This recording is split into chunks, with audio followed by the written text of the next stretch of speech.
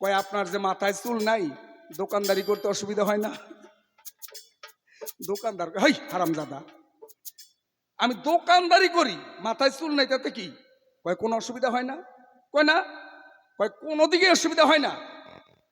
তখন ওই দোকানি কয় শোনো, দোকানদারি করতে কোনো অসুবিধা হয় না, তবে অসুবিধা এক জায়গায় হয়। কি?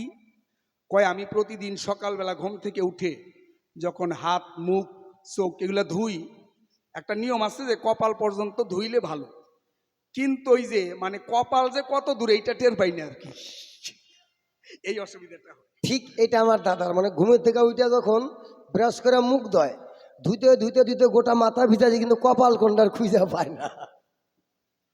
তবে শোনো, এর আবার একটা গুণ আছে। আপনারা, আমি তো আর আপনাদের বাড়ি বাড়ি গিয়ে পরীক্ষা করে দিব না, আপনারা নিজেরা পরীক্ষা করে নেবেন। যদি ভিখারি বাড়িতে আসে, যারা ভিক্ষা করতে আসে, যাদের চুল গেছে এরকম কোনো ভিখারি একটাও পাবেন না। যাদের চুল সামনে দিয়ে গেছে এরকম ভিখারি একটাও পাবেন না। যাদের চুল যায় ওরা কপাইলা, ওদের ভাগ্য ভালো, ওরা গরিব হয় না, একটাও পাবেন না। আপনারা আজকের থেকে বিচার করে দেখবেন, প্রমাণ দিয়ে গেলাম। এবার শোনো, গানটা শেষ করি, শিল্পী চলে আসছে। তাই রোজ